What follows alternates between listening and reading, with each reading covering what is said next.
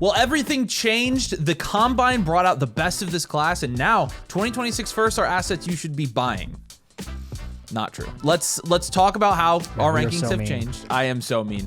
Because there's people actually saying that. And so, look, if you're looking for objective, analytical, non-biased takes on this class, we're going to have them in this video. I'm going to tell you exactly the state of this class now that we've had the Combine, now that we have some good data on some of these players, but not nearly all of them because a lot of them didn't run the Combine. We'll talk about the 26 class and the strength of it first because I'm seeing a lot of this.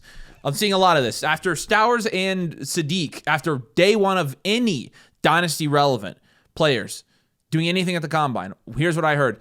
Late firsts are back. Like, I thought late firsts weren't going to be good this year. I thought this class sucked, everybody. Why didn't this class suck? I thought you guys said this class sucked.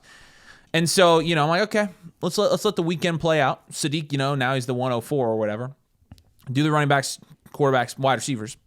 And yeah, everybody's saying all of a sudden this class seems a lot more appealing. Actually, I like this class a lot more now. There's a lot of guys in this class. And so what actually changed with the strength of this class compared to the last 10 classes or so, 11 classes? Well, nothing. When you look at the ranking of the top 3 prospects, even though it says 10th, we think these top 3 prospects are actually still okay. I don't think this weekend did any favors to the number 2 and number 3 prospects in this class. Oh. So you have that. You look at the top 6, it ranks 11th since 2015. You're looking at the top 12, it ranks 9th since 2015. When you're looking at the top 24, it ranks 10th since 2015. The top 36 ranks 10th since 2015 as well. And then the top 48 ranks 10th since 2015. So, in other words, literally nothing has changed. I think the only thing that has changed is people that play Dynasty are getting bored. And now the late first, quote unquote, have more value. Well, good for us because we've been telling you since November to trade these late firsts. And I still think there's time to do it. People acting like he got caught holding the bag, got stuck and screwed with these 26 firsts. I still think we can move them. Now, with all that being said, the Combine did change some things. I will say this. We haven't updated our rookie rankings since January. We waited until the Combine to do it because we just wanted a little bit more data and a little bit more new stuff to talk about. Almost every single one of the adjustments in our rankings is because we've watched more film or done more analysis on the data of these players and not because of Combine workouts or metrics. The Combine is great. The Combine helps us because when you're looking at how the bakery is built out, 40 time is really important. Size and height and weight is very important. Like, it's all weighted, but not as much as production. Production is always king when you're evaluating prospects. So regardless of what somebody does in their underwear, whatever they do on the football field in the college football season is always a lot more important than their measurables, than their athletic testing, etc. It can tell us, however, some things about players maybe we should avoid because of historical trends. There are trends that you should follow here. And it's a combination of you can't make the Combine everything that you should base all your opinions off of. And it's also not irrelevant. You can still gain some things from the Combine. Yeah, be careful with the double standard, though. I mean, 100%. Especially Dynasty Twitter, this is when Dynasty Twitter goes nuts this time of year. And the copium, when a player that Dynasty Twitter really, really likes doesn't do well at the Combine, they're like, well, the Combine doesn't matter. And then when someone that they really, really like, who analytically isn't very good, but then they test really well at the Combine, they're like, well, I always liked this guy. And of course the Combine proved that this guy was good. Duh. Like, be careful with that. And realistically, we're going to be totally honest here. Like Avery said, updated rookie rankings here. There are really 2 significant risers from the Combine, and there are 0 significant fallers. And Combine because risers, we just don't know a ton. I mean, half of these guys don't even do all the stuff at the Combine anymore. They're waiting until their pro days. And again, they're just measurables that are in addition to the production and film that we already see. There's a reason that NFL GMs and a lot of teams, less teams actually, are present at the Combine physically every single year. McVay wasn't from here there. on out. McVay was Cohen not wasn't there. There are a lot of teams that are just saying screw the Combine, like straight up, and they're not present because they're like, yeah, we have what we need on film.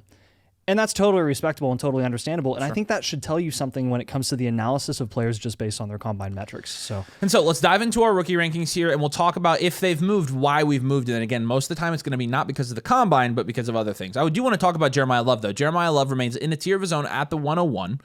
And I think there was some speculation that maybe Carnell Tate could jump up and be in a tier with Jeremiah Love. And for us, it's not even relatively close at this point. And honestly, again, nothing about his ranking or our view of him changed after the Combine. It not only solidified what we already knew about Jeremiah Love, but the fact that he even just went through all the workouts, I really appreciated. Like, he's just a competitor. That's admirable for someone who knows he's going to go top 10. He could have run a 4.36 and went home. He could have walked out of there and went home. And he didn't. He went through all the workouts, went through all the receiving stuff, and looked great doing it. He is a freaking beast. And 4.36 speed for a guy his size. He's about, I think Jahmyr Gibbs was 199 when he came out in 2023. He was 199, so 13 pounds heavier than Jahmyr Gibbs, and they ran the exact same 40 time. So that should tell you what you're getting with Jeremiah Love when you're drafting him in Dynasty leagues. This dude is going to go top 10. He's not falling past 10. He's going to go to a situation where it doesn't matter where he's at because he's that good of a prospect. Jeremiah Love is the real deal. To put him in historical context, he's obviously the best running back prospect we've had since Bijan Robinson in 2023. And I would say him and Bijan are the two best running back prospects we've had at the very least since Jonathan Taylor, maybe since Saquon Barkley in 2018. So he is one of those elite running back prospects that will absolutely hit from a dynasty value perspective. And so you have to take him there. There's, again, nothing changed with our evaluation of Jeremiah Love. He is absolutely the real deal in dynasty. And he's a safe pick. He's a ceiling pick. He's already valued super high. The 101 is dynamite this year in dynasty leagues. Now, when you get past the 101, you start to have some certain discussions about certain players. And the thing about this wide receiver class, while it is good, there's not necessarily a true dominant alpha blue chip wide receiver prospect in this class, in my opinion. And we've been talking about these three guys as the, pretty much the crown jewel of this wide receiver class. It's a good wide receiver class. I don't think it's the best wide receiver class we've ever seen, but I think it's good. I think it's really good. And I think that these three guys kind of highlight it. Now, you'll remember, and a lot of people will remember, we have been very high on guys like Jordan Tyson because of his analytical profile. Still am, by the way, and we're going to talk about it. But the one thing about our rankings, we've done rookie rankings only 2 times before this. We have had Lemon, Tate, and Tyson in the same exact tier this entire time. We have never changed that. And we won't change it either because to us, all three of these wide receivers bring something different. I'm going to talk about what they brought in, their workouts, but also what we've seen on film since we've done our last rankings and, kind of the drawbacks. I'll start with Mekhi Lemon. With Lemon, I've been on record saying this is my guy. It's a flag plant, and he's my favorite wide receiver in this class. He's probably my favorite player, even though, I think Love is a better dynasty pick. I love Mekhi Lemon. Mekhi Lemon looked at me pretty weird through the camera at the combine. I was kind of freaked out when he did because, and I don't think this should affect his stock at all. It's just more funny, and there were some legitimate, I guess, concerns about that. Which I don't understand how that would affect his play on the field. And are you concerned that he wants to play like Amon-Ra St. Brown? Yeah, so Nathan can pretty much do a spot on Mekhi Lemon impression too, and so that's the other funny part about it. But regardless, Pete, now there's these rumors that he interviewed terribly, and this just went awful, and it was a disaster. And truthfully, if he were a quarterback, we'd care a little bit more. He ain't running the offense as a wide receiver. Someone's going to pick him because of the talent. I don't know if you guys even if he's a tool. Have you heard of George Pickens? George Pickens went early second round. Yeah, with way less of a production profile, but he was an athlete. He was staring at his TV with a ski mask on when he got drafted. I think we've seen this. You guys have seen the memes about the tweets from different NFL positions, a typical quarterback tweet, a typical running back tweet, and a typical wide receiver tweet. And the wide receivers are always just out there. So personality wise, I don't think this he's not gonna, if this affects his draft stock, we'll see it on draft night. If he slides for some reason, this has to be the reason, because straight up on film, this dude is an absolute dog. I don't care about his size. I don't care about his speed. Again, you've got plenty of guys in the NFL at that size and speed combination that are performing as wide receiver ones in Dynasty. Mekhi Lemon is my favorite wide receiver in this class. He's in the same tier for me as Tate and Tyson, though. And I want to keep reiterating that. We haven't elevated one of these guys yet. He's just my favorite. It's my opinion. I think what we did see from Mekhi Lemon at the combine, again, that didn't affect our ranking of him at all because he's in the same spot. His gauntlet drill, he dropped the first ball, but the gauntlet means nothing, by the way. It's just more like eye candy. He looked good doing it. He had a great catch down the field, fingertip catch, a little bit low. He caught it was great. I think Mekhi Lemon I think he looked good when he worked out, outside of his first rep of one of the drills where he just completely didn't do it right. Regardless, if he gets dinged because of any of the stuff that people are speculating, we're gonna know on draft night. We're gonna know about that, and so we'll just rank him here. And from an NFL on the field football production talent perspective, he is here for us. And I will not change my mind about that. I think when you watch him on tape, I think he is a dog, and I think he is going to absolutely ball out in the NFL. So that's Lemon. Tate is a different story. So I said a couple months ago on a video, I made a prediction. I said there is no chance that he runs the 40 at the combine. I said there's no chance. He will not do it. And I said it so confidently, and I was so confidently incorrect about that. But I wasn't wrong that he shouldn't have run the 40. I was right. And I this is why I didn't think he would, because I didn't think he necessarily had anything to gain based on what I saw on tape from Carnell Tate. So much for all the 4-4 predictions and reports like 2 weeks before the combine. And the fact of the matter is, when you're looking at his bakery score, like, we're just going to have this discussion now, and we've been warning you. He's not in an elite bakery tier at all. Like, I can't, and again, this is an analytical statistical model that I can't change its mind. It's a series of numerical inputs based on facts, and then it spits out all of these rankings and tiers and scores. Hey, and by the way, before you make a stink, he's in the A tier with Mekhi Lemon and Jordan Tyson. Again, we have not moved him down our rankings at all. He's still in a good tier. I'm letting you know. His analytical profile is not that of a typical top 5 wide receiver. It's just not. And again, that's factual. And this is a guy that his production profile is a little bit underwhelming. When he measured out the combine, he was smaller and a little bit skinnier than we thought he would be and hoped he would be. And he also ran slower than we wanted him to. And again, did we move him down our rankings? Nope. Are we going to? No. Why? Because if the NFL's still willing to take him in the top 5, 10 of the NFL draft, why would we change our minds on that? He also has some of the best ball skills we've seen on film, and his tape is amazing. So like again, if you were gonna change your own personal analytical profiles for Carnell Tate specifically, just to move him up your boards because he didn't test well at the combine, like, why don't you just say that you just think Carnell Tate is still going to be really good, and that's totally fine. That's totally fine. But this is the issue with the combine, and this is the double standard that I was talking about. We can't cope with Carnell Tate and say that actually he did better than he really factually truly did at the NFL combine. Like, just take it how it is and move on. Just say you think he's good regardless of his speed. Like, you can do that. We can say, oh, his analytical profile is not good. And historically, looking at the guys at his either prototypical X, what you want to call him an X or a Z, you could throw Z in there as something that he could play in the NFL, because I think he could be a Z. But especially when you filter it down to like prototypical X's in the bakery that have run that slow and been that small, there's nobody there. I mean, it's nobody. And so we're allowed to say, like, most people are taking facts and twisting them to fit their narrative. We're going to take facts and we're going to say, in this particular case where, the domain guys are obsessed with the bakery, blah, blah, blah, we're going to say we think we know better than the analytics at this point. We don't really care about the analytical profile being a little bit weaker, because I think Tate is very unique. And I also think that he's a very good NFL player.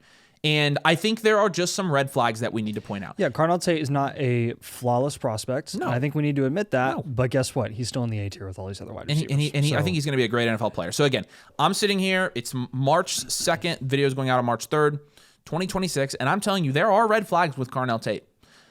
I'm going to choose to believe the NFL and the tape in my eyes and my gut and say that Carnell Tate should not even be moved anywhere in our rankings, because I think Carnell Tate is still going to be a very good NFL player. I still think he's going to go very high in the draft. And personally, I don't necessarily think that running a 4.54 negatively hurts, even though it hurts him analytically and it puts him in a very weird category of players historically. I don't necessarily think it worries me. I don't think he needs 4.4 speed. I wish he had it, but I don't think he needs it. And so I'm not going to twist the narrative here. I'm not going to twist the facts to fit my narrative. I'm just going to take the facts, acknowledge them, and just say, you know what? I'm willing to bet on Carnell Tate still. And I am. And he is too. And there are plenty of other, again, on the more positive side, I don't want to be a negative Nelly the entire time, but like on the positive side, there are a ton of really, really good wide receiver prospects that we've seen in the last 5 years who have been, green tier or higher, that run in the 4.5s. They really, really disappoint at the combine, and they pop off. Absolutely pop off at the NFL level, and they get good draft capital, and it doesn't really matter, because speed is not everything. It really, really is helpful. But if you're a good enough route runner, if you're physical enough at the catch point, if you have really good ball skills, then you can easily transcend. Exactly. And I think Carnell Tate has a lot going for him, especially in one of the best wide receiver rooms in college football every single year. Playing alongside Jeremiah Smith, he was still able to get his own and looked phenomenal. And so Tate, again, it wasn't a good weekend for Tate. You don't have to lie about that. You can just say, I still think he's really good, because we still think he's really good, and we're not moving him down our rankings at all. Nope. Even though Lemon's my favorite prospect, I have Tate and Lemon and Tyson in the same tier, and I want to talk about Jordan Tyson right now. Nobody's talking about Jordan Tyson, and all you're hearing about Jordan Tyson is it's either quiet or it's negative. Yep. And why is it negative? Because he didn't work out of the combine because of his hamstrings. Well, honestly, running a 40 coming off of a hamstring injury, Probably a really bad idea. And the other thing is, I think Jordan Tyson is just, I think we are in the echo chamber now where he started to get some negative publicity, and now the dynasty circles are running with it, and it's like, okay, he actually is not that good. He's actually not that good, blah, blah, blah. Tyson's still going to be a mid-first round pick. I 100% agree with that, and I think he should go in the mid-first. This dude, if he's healthy, I think as high a ceiling as any of these guys. I think I stand on the opinion that Jordan Tyson, I think, is going to be a very good NFL wide receiver. Obviously, the injuries are a huge concern. We are acknowledging that the injuries are a huge concern. But I'm not going to be in the business, and he's not either, of trying to predict injuries for a person who has never played in the NFL and trying to predict that over the course of their entire career. Sure, you can take in the injury data we have and what's happened with him in the past, and we can make educated guesses on what that he is more likely to be injury prone in the NFL. 100% understand that. But also, I like his tape. I straight up like his tape, and I think that people are just, I think he's a very easy person to hate on right now, and I personally, no press about him this week because he didn't do anything. And I'm just going to tell you, don't forget about this dude. This dude is still extremely good. His bakery score is still in that same tier as Mekhi Lemon, still in that elite light tier. He is value adjacent to guys like, prospect or analytical profile adjacent to guys like Luther Burden, George Pickens, and Emeka Egbuka. And so, he's in a really good tier there. And also, Mekhi Lemon's in the smack middle of that tier as well. These guys are both, when you're looking historically, in the top 21 of prospects all time in the bakery. I think Jordan Tyson's good, guys. Again, when you're looking at the hit rates for the tier that those two are in, there's only been 8 guys in there. It's kind of a little baby tier. 4 of them have been wide receiver 1s. 6 of them have been wide receiver 2s and 3s. And so, pretty good hit rates for those tiers. And I think Jordan Tyson, while we haven't seen anything new from him, I still think he's going to go in the first round of this draft. And I personally believe that he could be a very good NFL wide receiver, and I'm still taking him over the guys in the B tier. And so Tyson, don't forget about him. Don't hate on him just to hate on him. People are like, oh, actually his tape's bad too. No, his tape's not that bad. It really isn't. He was underutilized or wasn't utilized correctly. I don't think Sam Levitt was all that impressive on his tape. And so I think in the right situation, Tyson can be a dog. And also, when we're talking about the only thing we did get from Jordan Tyson this week was his measurables, and it matters a little bit because he was 6'2", 203 pounds, actually bigger than what we thought. So, he's bigger than Tate was. He's 2 inches taller and what? 20? Oh no, he's same height, but 10 pounds heavier, 11 pounds heavier. So that was the only thing we got from him, and it was like, oh, that's kind of encouraging. Don't forget about Tyson, man. I think Tyson, even though he's getting literally zero publicity at the moment, is still somebody you should be thinking about as a very strong rookie pick in this class. We will not be the haters of Jordan Tyson on this channel because I just don't think it's necessary. The B tier features one of our, only risers from the combine. But again, it wasn't necessarily a riser. It was more like the one thing the combine can do is solidify hype around players. And so hype is obviously a very big thing, and you have to kind of see through that. We're using these analytical models here from the bakery by Ryan Bread, one of our guys. We appreciate Ryan, to kind of sift through the narrative, sift through the hype, sift through the bull crap as well. And so you can take a look at all of these. If you're not already a member, they're available for our members over on the site. You can get a free team blueprint where we take a look at your dynasty team and how you can set yourself up for success this rookie draft season. Plus, you can get access to the bakery, all of the databases that we're using to make this video and that we may use for all of our analysis at flockfantasy.com/domain. Use code domain and you'll motherflocker tier to unlock everything. You can get all the site tools. You're going to get our Discord. You're going to get in a domain league. You're going to get Blueprint, Infinite Blueprint, all of that. And so it's the best package in Dynasty. It's the only thing that you need to win your Dynasty leagues. And also you become a part of a great community and support a great cause as well. So check it out at the link below if you want to get access to all of these bakery databases as we talk about maybe the best performer of the combine, Kenyon Sadiq. Yeah, this was awesome. Super entertaining. Seeing Kenyon Sadiq do what he was able to do at the combine. Again, for people that were super high on Sadiq heading into this testing weekend, this just kind of solidified how you felt about him. Anyone who was a little iffy and kind of wanted to see how he measured out, if size-wise he was going to look really good, if speed-wise he was going to look really good. Again, Kenyon Sadiq has, before the combine, already been consistently mocked again in the mid-first, no later than the late first round. I would wager, again, he's probably going to go more mid-first round. I think there's a lot of interest here with the athletic upside that he offers. But again, once you plug in these measurables from the combine, Kenyon Sadiq is now in that blue tier right below the cornerstone tier, this elite tier with Evan Ingram and Njoku, Warren, Laporta, Loveland, McBride, and Fant. Again, the only guy that has not produced as a top 6 tight end in this group, if you exclude Warren and Loveland because they have time, I think it's Fant. I think Fant is the only guy that has not produced as a top 6 tight end in his career. And again, at any given moment, any point in time with all of these tight ends in this range, they have been a top 4 dynasty tight end. I do truly believe from a value perspective, if you want to take a really, really safe selection in your rookie draft in the mid-first, Kenyon Sadiq is going to be your guy. He absolutely is going to be your guy. And again, with the way that he tested and how confident we are, I think aside from Jeremiah Love, those top 3 receivers, and Fernando, who's going 101, we are the most confident, the most sure about Kenyon Sadiq than anyone else in this class. Like in that mid-first range, he is essentially locked in. You're going to have some risers, maybe like Concepcion or Cooper. You may have a running back that goes into that goes into that range, depending on where they're drafted. Price, Coleman, who knows? But Sadiq's floor is so high with this company that he's in analytically, according to the bakery. We're really, really excited to see where his landing spot ends up being, what his draft capital really is, how early is he going to go? Does he sniff top 12? Is it a possibility? I think it's getting very, very possible for Kenyon Sadiq, and the analytics, again, prove it here. We're also going to have Fernando, which is no surprise. And this little mini B tier, only 2 guys here. So I'll also talk about the C tier, but with Fernando, look, at the 101, going to the Las Vegas Raiders, he's going to be the Raiders' savior, or he's not going to work out like every other first overall pick at the quarterback position that we've seen year after year after year. We love Fernando. We think he's absolutely capable of elevating that team, that offense, that situation, and we're very confident in Clint Kubiak, right? This isn't just us being homers. Whoever was going to end up in that offense with Clint Kubiak at the helm, we were going to be high on. If the Raiders were not in a position to draft first overall and they had to go get a quarterback in free agency and they went and they got Kyler Murray, we would have been all freaking over it because of Clint Kubiak. Yes. So with Fernando, does he have his shortcomings as a prospect? Sure. Are we going to go here and say, well, he doesn't really comp as well as the Trevor Lawrences of the past at the 101, the Joe Burrows? It doesn't matter. 2026 is 2026. He's the first overall pick. He can't be shorted for going where he's going in this class compared to the strength of the class as a whole at the quarterback position. He won the Heisman Trophy. He won the national championship. He's come in clutch in like a half a dozen times this season. He's shown it at the biggest stage, the biggest level. He can take some punishment too. He's really, really tough, and he's going to get beat up, I think, with that offensive line his rookie season, but I think he's going to be able to maintain his value. C tier is going to be a couple of wide receivers. KC Concepcion is... Again, aside from those top 3, Concepcion and Boston are easily by far the most consistently first-round mocked wide receivers in every single mock draft we've seen across the board since December.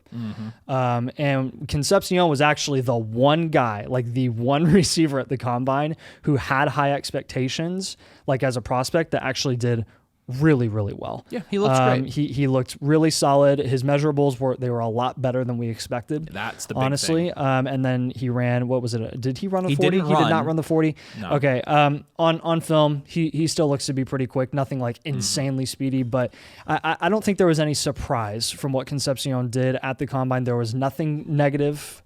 There were some really good positive things, and he just kind of checked all the boxes that you needed him to, right? Not really any additional red flags or anything like that. So firmly in that green tier, and FYI, analytically, he is ranked ahead of Carnell Tate in that green tier.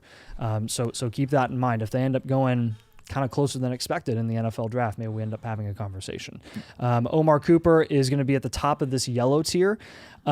We were pretty happy about what Cooper was able to do at the Combine. Again, to get him into that green tier, he was going to have to run a lot faster than we thought, and he got so close to finding himself in that green tier. I think he had to have a 4.41, and he ran a 4.42. Yep. And we were just hoping, crossing our fingers, that maybe he could break 4.45.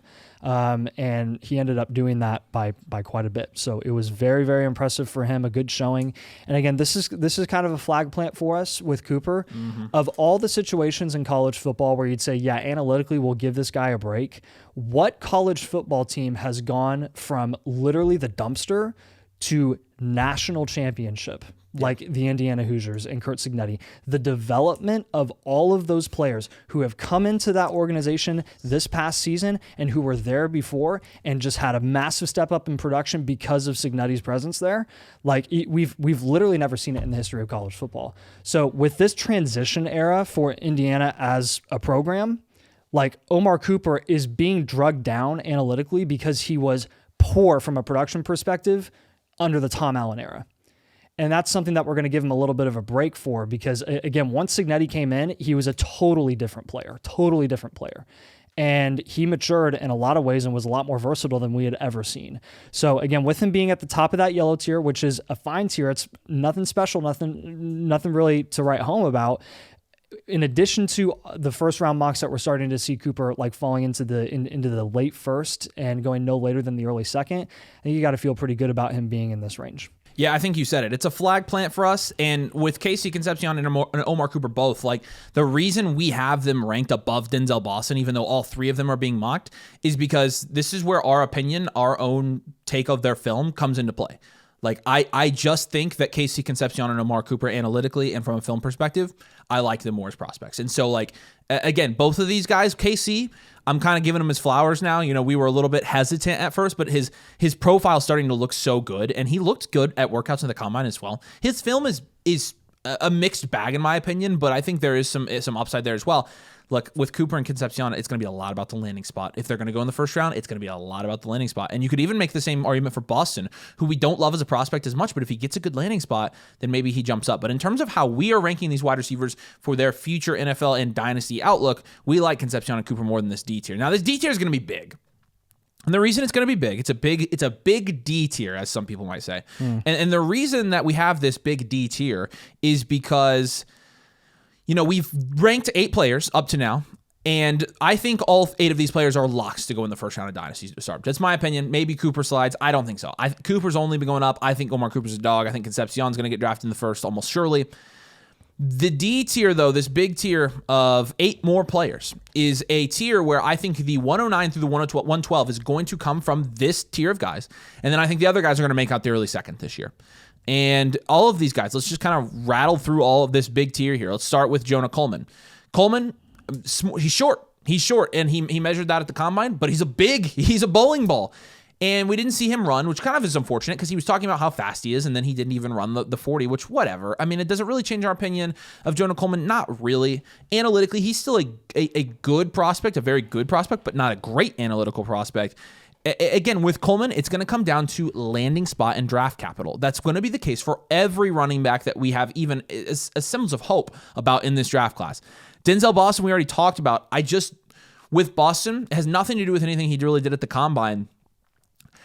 The more I watch his tape and the more I get into his analytical profile, I think he's in kind of that type of player that they don't hit as high a rate as a guy like Concepcion and Cooper, where they're just versatile and a lot less team dependent than somebody like a Denzel Boston is. With Boston, I mean, I just think that there's something that separates Concepcion and Cooper from him. And again, he's been mocked in the first, but we'll see. I mean, if he goes to the Bills, we're obviously going to be having some different conversations because landing spot could elevate him to that next tier. In terms of our personal opinion of the player, we're not going to speculate landing spot. If we're not speculating draft capital either, I think Boston is a tier below Concepcion and Cooper as a prospect. And I know there's a lot of Boston truthers out there. We do not hate him. I'm a Boston truther. And Nathan honestly is a lot higher on Boston than I am, so you can gravitate towards him if you'd like to. But this is more a Concepcion and Cooper take than it is a Boston take by having them in separate tiers. Jadarian Price, I mean, look, I still think Price is going to go day 2 in the NFL draft. So we didn't change our ranking of him. This is where we've had him ranked. I will say the combine didn't do him any favors. If it was negative or positive and you had to choose, it was negative for Price. And again, does it hurt his stock? In my opinion, no. But the fact that he only weighed 203 and he ran a 4.49 to go with it, I mean, he's a little bit smaller than we wanted him to be, and he's a little bit slower than we wanted him to be. And that being said, I mean, with second round draft capital and third round draft capital, this dude still is in a very solid analytical tier. I still like his tape a lot, and so I still fully believe in Jadarian Price. Even though the combine wasn't necessarily the best thing in the world for him, I don't think it matters. Again, I'm not moving him up or down because of the combine here. Ty Simpson, same thing. Ty Simpson has to be here in this tier because he's being mocked in the first. And with a draft class this week in a Superflex league, a starting quarterback is one of the best picks in this range. So this is going to be take your medicine pick, but at the end of the day, I think Dan Orlovsky is kind of an idiot for saying that his tape's better than Mendoza's, which first 8 games, whatever. Like, you're just saying that to get clicks. And I personally think that you have to rank Simpson here just because he's probably going to get a starting chance in the NFL if he does go in the first round. So he has to be here. And continuing on with the D tier here, Chris Brazel. I thought Chris Brazel had a great combine, actually. And again, does it really change my analysis of him? Not a ton. No, it really doesn't. But, a 4.37 from a guy that was, 6'4", 198 pounds, that's pretty impressive. Now, again, his separation on tape wasn't great. And so, Nathan has mentioned that the offense that Tennessee runs, it's so hard to evaluate wide receivers out of that offense because that offense does not look anything like an NFL offense. You can't run it in the NFL because of the width of the hash And you marks. can make the same argument, though, I think, for Cooper and Surratt's offense in the sense that you're not going to run that many RPOs in the NFL. It's just not happening. And so, but they exist. They do, but it's still not impossible to run on the offense. On the same note, though, it's not what we saw on tape is not necessarily helping us with Cooper or Surratt decide how they're going to fit in an NFL offense because we haven't necessarily seen them in a scheme like that. It's just the same thing. So with Brazel, also we've never seen a Tennessee wide receiver be drafted in the first round since Cordell Patterson. And I don't think that means that he won't go in the first round. We currently have him projected as in the second. If he were to go in the first, I will say his analytical profile is very strong. He's going to be very draft capital dependent. He is going to be somebody that could be a riser if he ends up getting good draft capital. We're just going to have to wait and see. He's a good athlete. He really is. We're putting Elijah Surratt in this big tier. Again, I think Surratt could be a first round dynasty pick. I think we have questions about Surratt as a separator, partially because with Surratt, you didn't really see him, work the middle of the field a whole lot at IU. And honestly, you didn't really see it from Fernando Mendoza as well. I think one of the bigger question marks with Mendoza's profile is the fact that all of his throws were on the outside thirds of the field for the most part, like back shoulders, lots of out routes, lots of quick hitter stuff, even screens. So with Surratt, it was less, the screens and, a fair amount of out routes, but so many back shoulders, so many fades. And the other thing about Elijah Surratt that I think is worth, noting is that he lined up out wide most of this season at IU. I think his wide percentage was 86%. He played 13% of his snaps, 14% of his snaps out of the slot this year. When he was in the slot, he was wildly efficient. And so that could be something that when he gets to the NFL ends up helping his profile. Analytically, again, as a second round prospect, he is still in that upside tier, which I love to see because that means, when you give him, we don't know what his 40 is. We have him written in there as a 4.6 flat because I think that's about what he would run. Like if anything, it would maybe be slower than that. He's not a fast guy. But he does so many things well. Again, ball skills, really good. Intangibles, he's also a super intelligent player. He interviewed well at the combine, I thought he sounded great. Also, talking about how he models his game after Keenan Allen, I think there's definitely a realistic comp there in terms of how these two players both operate on a football field. And so with Surratt, I think he could easily be a first-round dynasty prospect, depending on landing spot and draft capital, of course. And that's going to be all these guys. But I continue to love him. A big riser from the combine. From a running back perspective, probably the biggest is Mike Washington. I would say the best parallel for this situation is Mike Washington is this year's Base Schulte-Tuten. Facts. Because I think from a prospect perspective, and I'm not saying there's the same or similar as players as all. I'm just saying in terms of, kind of had some people that were high on them. Watch out for the sleeper. Go to the combine. Test out of this world. And then all of a sudden, you're getting a lot more hype. He is one of maybe two guys in this class that actually is going to benefit from an NFL draft capital standpoint because his combine was so good. And Base Schulte-Tuten still went early day 3. And I will say this as well. So. I think Washington's tape. I think is decent. I actually think he looked pretty good on tape. Analytically, the profile's not great. It's just not. There's no way around it. So that's why he's ranked here in this tier. But honestly, I feel much better about Coleman and Price than I do Mike Washington, to be honest with you. But it's worth acknowledging that the athleticism is eye-popping, 100th percentile. He is an out-of-this-world athlete, and I think he has a lot of upside, and it's going to be draft capital landing spot dependent. I don't know how many times I can say it. Eli Stowers goes here as well. He's going to be draft capital landing spot dependent, I think, with Stowers. Because Stowers was another big riser as well. He was. You don't necessarily see it in the rankings here, but I think a lot of people's eyes kind of popped when they saw what Stowers was able to do at the combine. Obviously overshadowed again by Sadiq. Stowers is always going to be overshadowed by Sadiq. But Stowers in his own right, I mean, he measured really, really well. He did everything well that I thought he would at the combine, and it's getting him into the first round in some new updated mocks post-combine, which is really nice to see. So. And you'll remember, I mean, if you look back at our last rookie rankings, if we could pull up a screenshot, we had Stowers in the D tier of our last rookie rankings. This was long before there was any hype about Stowers. And so he is an elite athlete. It definitely showed on his film. I don't think this level of athleticism, like record-breaking verticals, showed on his film, but I do think it showed. And we've honestly been high on Stowers pretty much throughout the whole process after watching his film. And so it hasn't changed for us. He's still here in the D tier. Like we haven't moved him at all. And we think if he goes in the second round, like he might be one of the better picks in the early second of Dynasty drafts this year. And then Chris Bell to wrap up this tier. I think he has to be here. His analytical profile is better than some of the guys below him.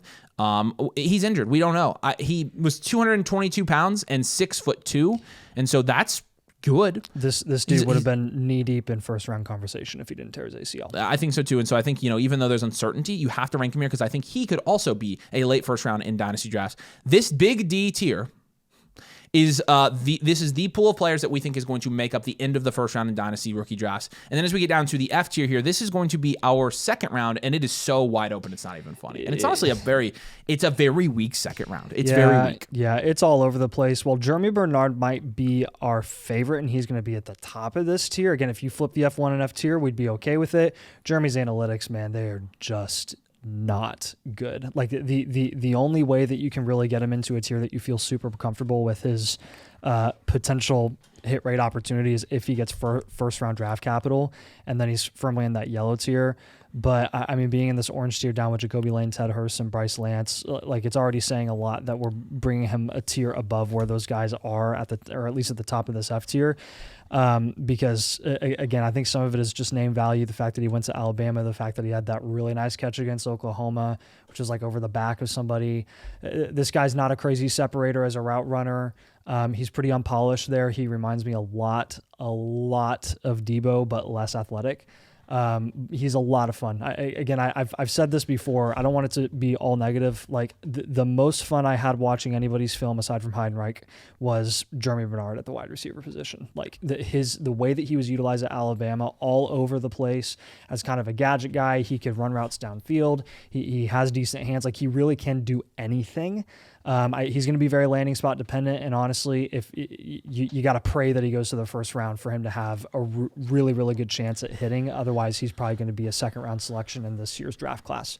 Next guy that we've got in this tier is going to be Katron Allen and Nick Singleton, both of the running backs out of Penn State. Again, we're just going to continue to wave the white flag with both of these guys. They're going day three. They're going to go somewhere day three. Singleton obviously couldn't do anything at the combine because of breaking his foot, I think, at the Senior Bowl. Mm-hmm. And then Katron Allen didn't do anything super special there. Both of them are in not that great of a tier. But again, I would rather take a shot on a running back almost 9 times out of 10 than a wide receiver in this F tier, just FYI. But again, it is going to be dependent on where these guys go. I'm just saying Katron Singleton and Emmett Johnson, who we're going to talk about here as well, any one of these running backs could go literally as low as like the 6th round. And that's a fact. Emmett Johnson, another guy who didn't do super well at the combine. He looked really slow. He's not super big. He had a lot of production at Nebraska, and we're hanging a lot on that. Honestly, he didn't have very good vision on film, so he's probably our least favorite of these guys. Eli Heidenreich, this one's a flag plant. This is one where, again, the analytics are going to bring him down quite a bit because he was a wide receiver and a running back and got a lot of reps doing both, which obviously capped the ceiling of both. But when you combine those together, it was some of the most productive play that we've seen across the board from like scrimmage yards in college football this season. Like he was incredible. The big red flag with Heidenreich is that he's pretty small. For a running back. For a wide receiver, he's fine. As a wide receiver, he's fine. He did test with the running backs at the combine, which was cool to see.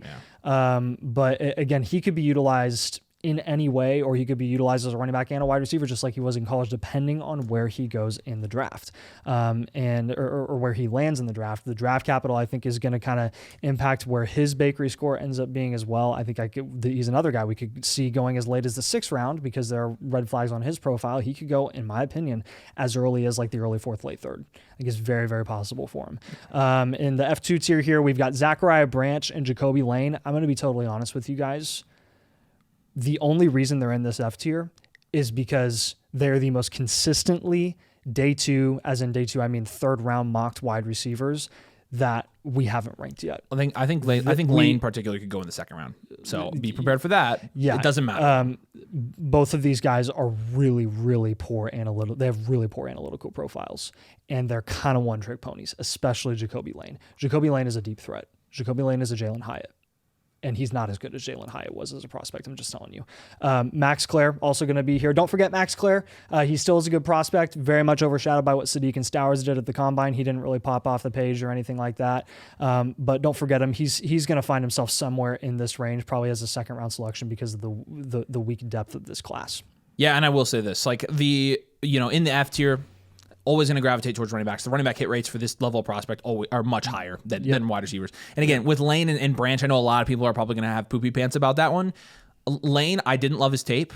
I don't love his profile analytically. I think he looked good at the Combine. I admittedly think he looked good. But like again, I'm not necessarily going to move somebody up because I think they look good when they're wearing shorty shorts and playing against nobody. Like, so with Lane, the only reason Jeremy's at the top of this tier is because he's the only one that's getting even remotely close to first round buzz whatsoever. And with Branch, I'm not seeing it there with Branch. Just being honest with you. Okay, I'm gonna go through these last two tiers really quickly and then talk about our honorable mentions. Ted Hurst, I thought he had a fine combine. I think he's a good sleeper pick. You kind of have to throw the analytics out the window with Ted Hurst because of the fact that he wasn't even playing like D1 football, and so.